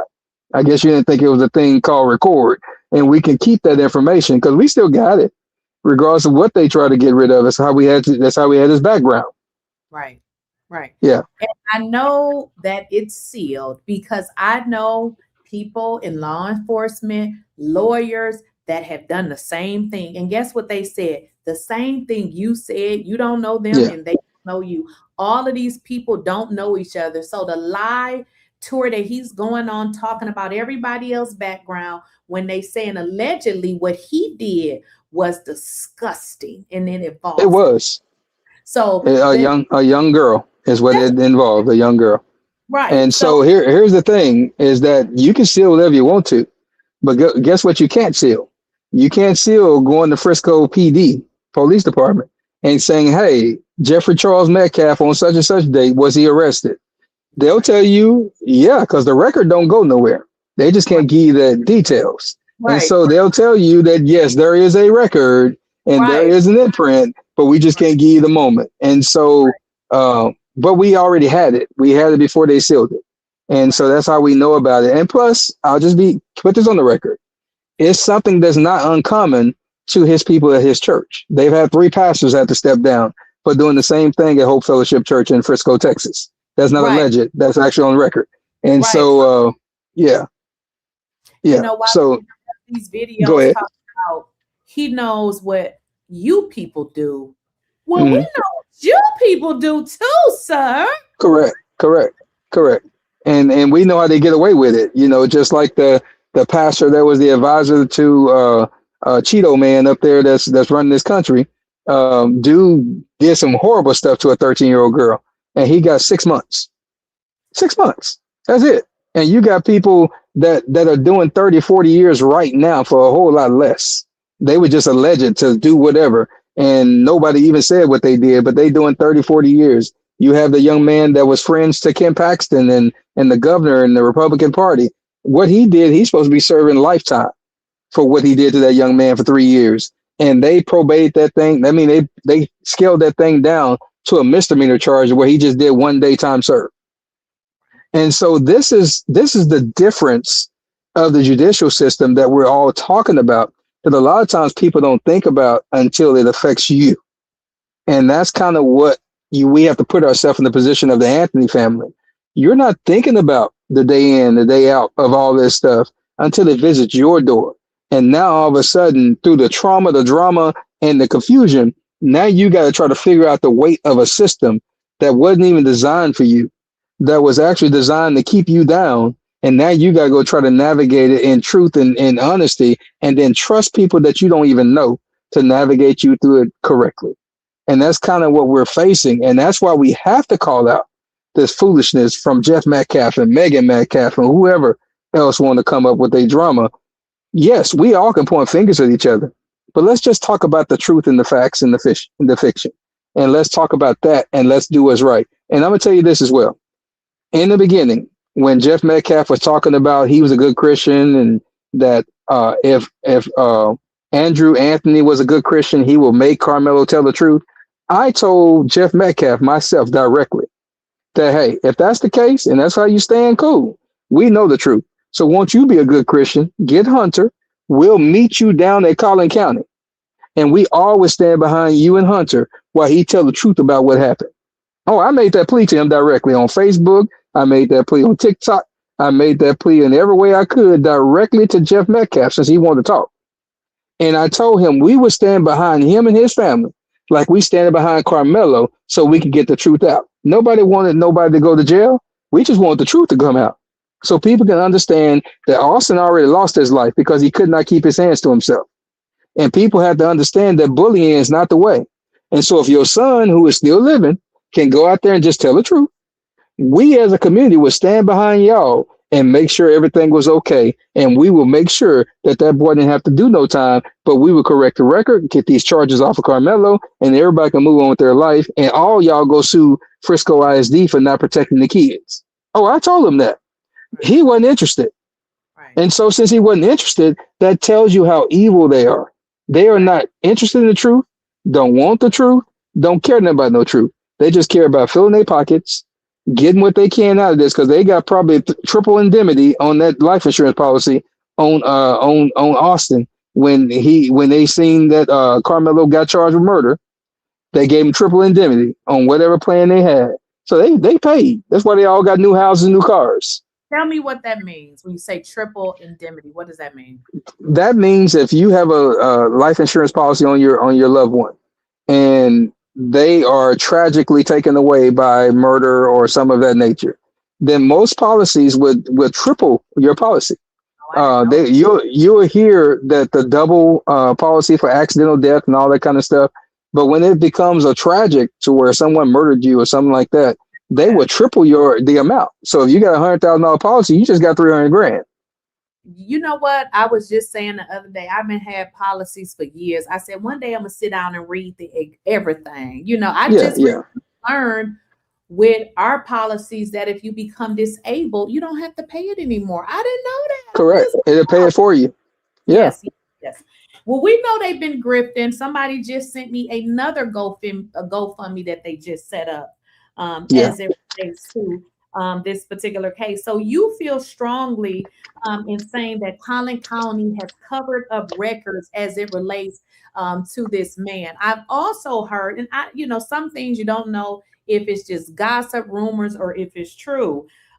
They've also said that with his divorce against the twins' mom, that this Judge Roach's wife, who is an attorney, actually handled that. I don't know. Did you hear that? I've seen some records. Someone shared some online the other day. We've been looking to see if we can get the actual records. Again, they're sealed. And so we're trying to go back and look at what we had. I do know at some point, both of their representation said pro se. So that means they were representing themselves. That doesn't mean that she wasn't advising them, because they all know each other. We know that she was actually dealing with a lot of stuff with Ken Paxton and other people like that. So they have all kind of ties within the Roaches, the Willises, all of them are all intertangled with their wives and them, and it falls down to the Metcalfs as well. And so that part I have not identified because I don't remember who was representing them at the time, but I do know at some point in there it did say that they were handling each other pro se, but they did get representation at some point as well, because it did get ugly and they had to worry about custody and all these other things they were dealing with. So it wouldn't surprise me if that record that I saw the other day was true, because it did say that she was actually representing one of them in that matter, and it may be on the mediator. She may have became the mediator is the reason why that she was on there. But it's the same thing. She had something to do with their lives, and she knows them prior. And that's what's really funny, is that Judge Roach had the caucasity to get up there on that interview and say that I wouldn't know him before this trial. If he walked up to me, I had no dealings with him. Dude, we know y'all been at the same parties. We know y'all been at the same fundraisers. We know that all those things are true. And you saying you don't know this man? You done better just saying, I didn't think it was a conflict of interest.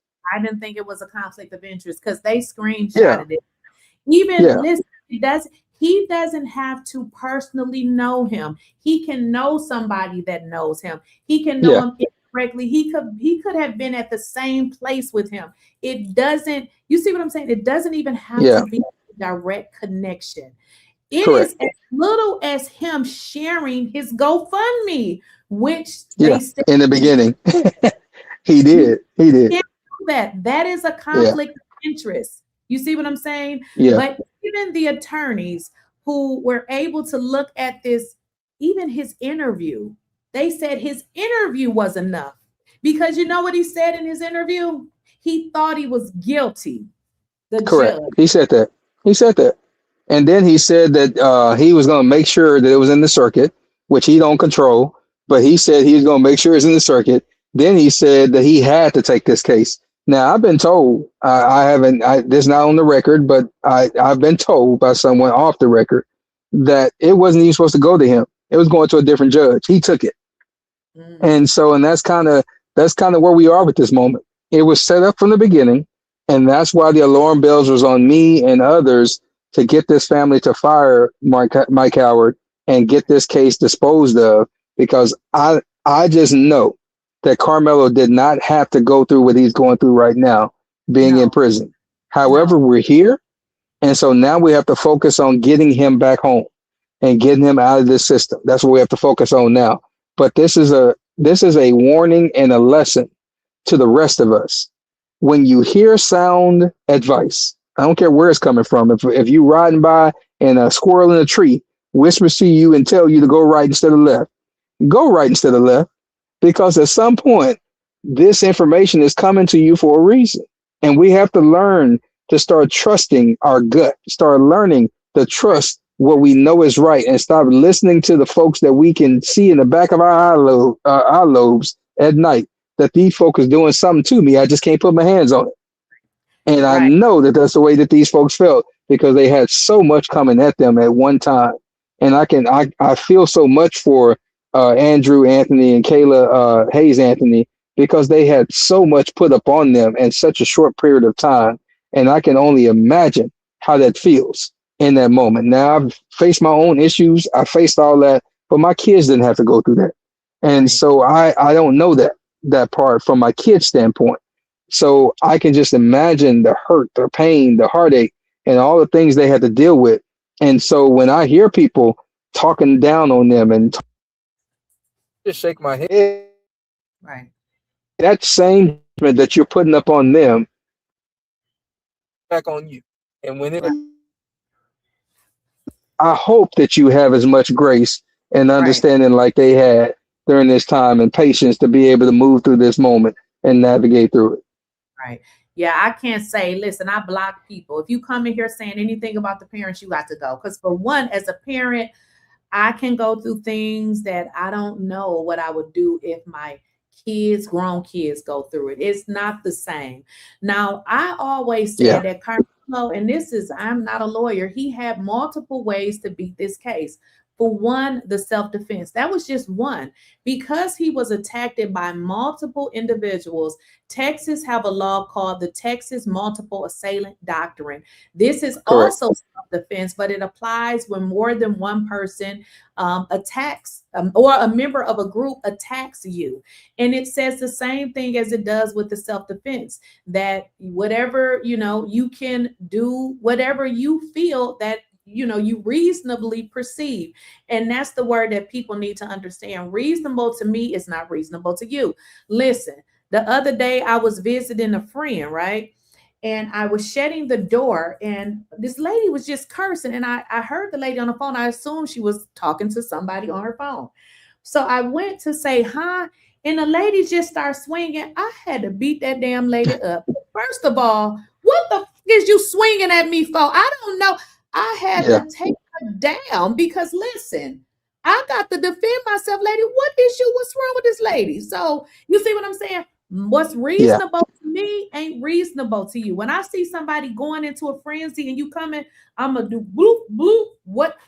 Go away now. You know what I mean? I don't know what that's all about. So reasonable is different. For me, do not come in my space with crazy. If you're going to say something and it's crazy, just give me space. I don't allow people to come in my space because I don't know what you might do. You see what I'm saying? So somebody else be like, okay, that just stay over there. That's me. Just don't come in my face. Now, if you come in my face and when you do this, I'm going to make sure your hand don't touch me. So what's reasonable to you is not reasonable to everyone else. So I just feel like he had multiple ways to get out of this. So do you got anything else you want to say before you go? I appreciate you, your commentary that you provide. What are you doing without telling them? Because they're watching about what you're doing, but how do you plan on, continuing to, be involved? And that doesn't have to be in a manner where you're reaching out to the parents. I keep telling people, leave the parents alone. You don't need to reach out to them. If you do something, just do it. You see what I'm saying? Like, think about somebody going through this. First of all, they still got to pay their bills. They still got to live their life. They still got to deal with their son's everyday issues. You don't need to reach out to them. Just do what it is you need to do. Like I said, listen, I can talk about this. I can bring guests and we can keep the word out. This is me doing what I can do. Whatever you can do, if it's nothing then going to Twitter and talking about it on Twitter, do whatever you can do. Leave the parents alone. You don't need to keep reaching out to them. Leave them alone. That's what I said. Correct. And basically that's it in a nutshell. Just continue. I'm still fighting for Carmelo, still making sure that he's okay there in TDCJ. That's something that I can do. Everybody can do. You don't have to, be writing them all the time and all that good stuff either. But you can make sure he's okay. You can pray for him. You can, you can advocate for him. You can do all the things that you need to do. Also, still getting facts out, things that we know from the investigations we've done, getting those things out to the necessary people so they can have them for the appeal and for lawsuits. They need that as well, because there's going to be a lot of lawsuits flying at some point in time. And so they need all that factual information, getting all the stuff that we've learned out, but also still advocating for others. There's other people I'm advocating for as well, and making sure they're okay. We have a whole case out in Ellis County, out in Midlothian, that happened last year as well in July of 2025 with a young man named Christopher Nienhuis, to where one of the deputies' sons and his friends decided to attack him. And the whole time he was retreating, he pulled out his pocket knife, and you can see him telling him to get away, but he's retreating. And he happened to swipe, and he swiped at the deputy's son, and they charged him with aggravated assault and having a deadly weapon. And it's clear on video. The video was on the TV the next day. And they did the same thing, start covering up. When we started requesting for the video from the rec center that they were at, they were like, oh, we don't have no footage. You clearly have cameras there, and you clearly have the footage. And so all those things are things that we can still do. Advocate for our community, advocate for those that's there. When I was at court on last Friday, my judge was having an actual trial. I was able to talk to that family. So if that case didn't go the way that young man needed to go, advocate for those people. We have so many people that we need to stand up for and fight for, and make sure the system does not engulf them into some unnecessary. We can stand up and do that every day. So that's what I'm doing. Yes, I have to still pay my bills. I got to do all the things I got to do, but I am going to, at some point, start doing this full time and go into advocacy, go into the moment of investigating and making sure that people get the justice they need, whether they're in the system or out of the system, whether they're getting ready to newly be in the system or keeping people from even getting to the system. Whatever that looks like, that's what I'm going to start doing, and that's what I am doing. Okay. Well, make sure if you do create you a nonprofit. Okay. I remember, back some years ago, I used to own my own school. And guess what I did? I did my own nonprofit application. You know how people get lawyers and they thousands of dollars. I actually had a lawyer, but I was like, every day you're asking me, well, what about this? I'll just do my own application. You know what I mean? So I did my own application. Yeah. It was a very extensive application, but I just finished it over days. Just make sure if you're going to do it, that you get you a nonprofit. You know what I mean? Okay. So that's great. Somebody asked this question. I don't know if this is something that you'll be able to answer, because I don't know. It says, did the judge prepare the witnesses before trial? Did you hear anything? It's funny because I've heard people say that and accuse that. What I do know is that when the witness Jose was testifying, remember the prosecution was asking him all kind of questions, whether defense, I don't know who called him, I think defense called him, and he was basically saying exactly what it is that which the defense moment for Carmelo. He was speaking for Carmelo, and his whole testimony was saying, hey, these folk did this to him, they jumped him, he was asked to come up under the canopy, all that. They took a recess for 2.5 minutes. They took young Jose into the judge's chambers, and when he came back out, the prosecution it was the prosecution's time to cross. And the prosecution asked him a couple of questions, and it was, who you think was at fault? He said Carmelo. Is what he said.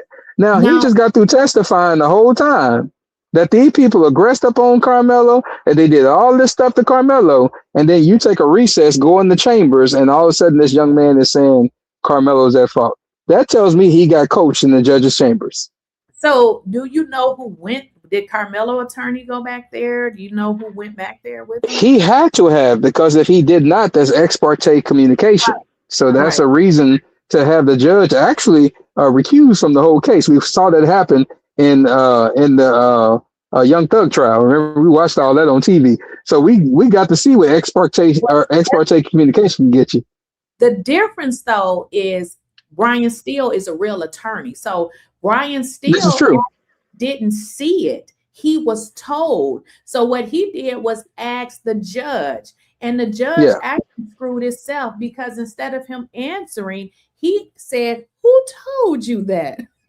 Yeah, because it's supposed to have been a moment of secret that he was doing, and to be honest with you, the judge was right to do it based on what he was doing, but it's still ex parte communication. And so when Brian Seals found out about it, he had a right to protest it. But it was a multiple of things that at that point Brian Steele was complaining about, and that's what led to the attorney to be gone. But in this situation, if Mike Howard was in there and this happened, that leads him into the conspiracy of doing malfeasance against his own client, ineffective assistance of counsel. If he was not privy and he was out there with Carmelo and them, and it was just the witness and the DA and the judge, that's ex parte communication, because the defense does not have a representative in there. Yeah, either way is wrong. Either way is wrong. Either way. Because they coach the witness, and so it doesn't matter, because Jose's his testimony changed in 2.5 minutes when he went into your chambers. So what say you, judge? And that's what it comes down to. And so this entire trial was just ignorance. It was just ignorance of what the system is not supposed to be like.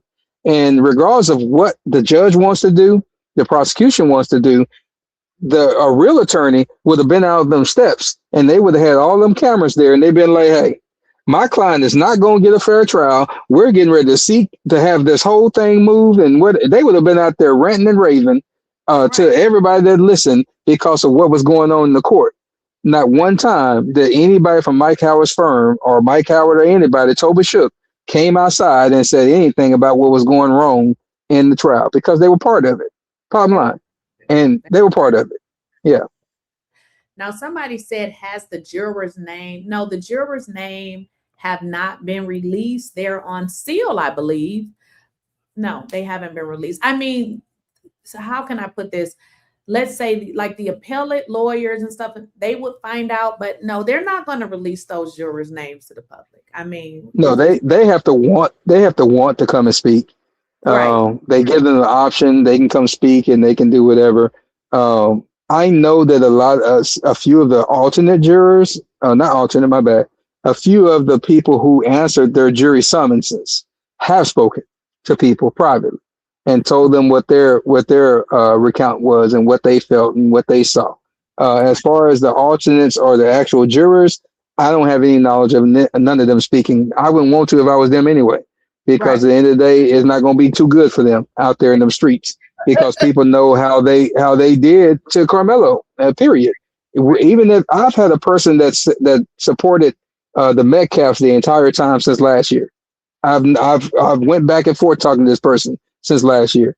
Don't you know they hit me up that day? They actually came out there to the courthouse and drove up and pulled me to the side and said, I never thought they were ever going to be able to convict him. That's what they told me. And they said, this is just they said, yes, I was saying all I was saying, but I was just trolling. They said, I never thought that in my lifetime that they would do this to this young man, knowing what we knew, is what that person told me. And so a lot of times people forget.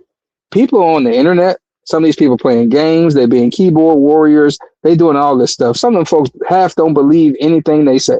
They're just doing it for clicks and likes and the coins that they get. And so to see what I saw once he got convicted, I spoke to about 15 folks out there that night, and they all came up there. One little boy was trying to give me his money back that somebody paid him to be an agitator out there to all of us out there with signs for Carmelo. He didn't want the money no more because he said it was just money he was getting for the summer. And he didn't think that Carmelo ever would have got convicted, because how now is he going to defend himself from bullies? That boy was crying. And so this is the reality of what people really felt, because they just thought the system would protect Carmelo from all these crazy people, and it did not. And so that's the reason why we need you, sis. We need folks like you to be out here speaking and bringing the truth and bringing the facts and keeping this alive, not just for Carmelo, but for my grandkids, for my nieces and nephews, for my great nieces and nephews, for my godkids that I'm godfather to. for all those people, keeping this thing going for them. So God forbid they're in this position. We as a community know what to do to stand up for them. Say, God forbid it's one of y'all kids or grandkids or nieces and nephews. We all as a community can stand up and come to their aid and make sure they're okay. Because this system is good. The system is good. It's the people that run it and that's here dealing with it. That's what make it bad. Bottom line. Right. Yeah, because we got people like Megan. It's a bunch of them on there that's talking a bunch of bullshit. Like I just saw a video.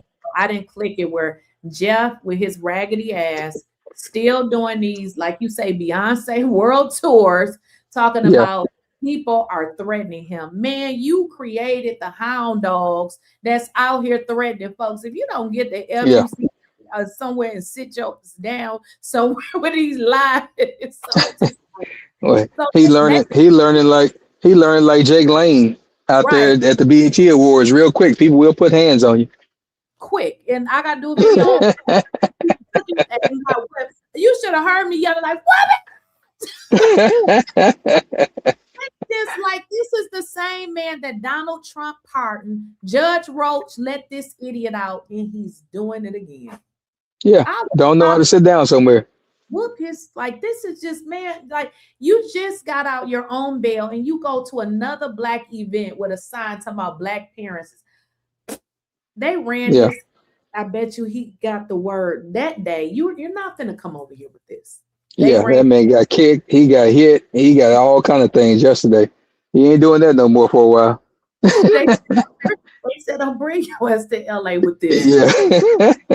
You thought you was gonna come up here? No, they was not playing. Thank you for coming. I'm gonna let you go. You've been here long enough, but I'll reach out. We're gonna keep this conversation going. Most definitely, anytime. All right, talk to you later. All right, y'all take care. Bye-bye. Now, I've read everybody's super chat. I do need you guys to like the video. Now, I checked the likes. It was only like 7 something. Guys, it's over 2,000 people here. Well, we got 1,623 on my Lakeysha Keysha page, another 399 on my Lakeysha TV page, which is with a total of 2,015 people. Let me explain to y'all again the way the algorithm works. The more people like the video, you actually move the video through the system. And that's exactly what we need to do, because we got people like that lady, white tea lady, Megan, on here telling lies about Carmelo and his family over there with 4 million followers, but using her platform to spread lies because that's what she does, because she's an old white tea racist. Okay. So the more you all like the video is the more people get to it, because I support the Carmelo Anthony family and I don't give a damn who like it and who don't. Okay. So I have read the first, Dwayne has answered these first 2 chats right here.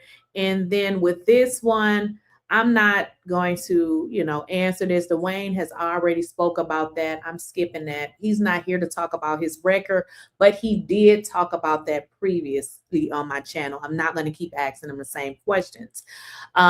Free this baby. Thank you for the $5. And we've already read that one. The $2 super chat. Did the judge prepare the witnesses?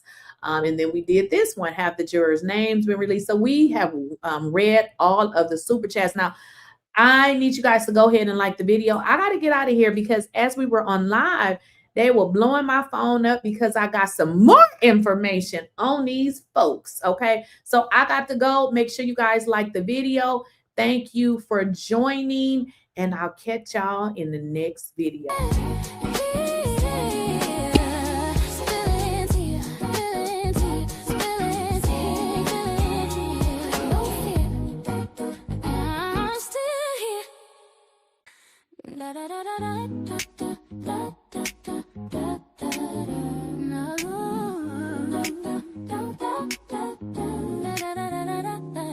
Spilling tea, no sugar, no fear. They talk loud, but I'm still here.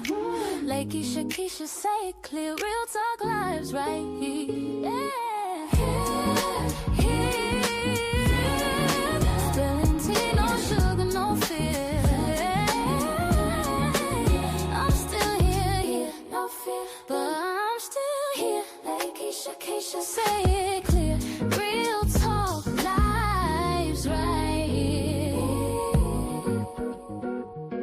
Watch words like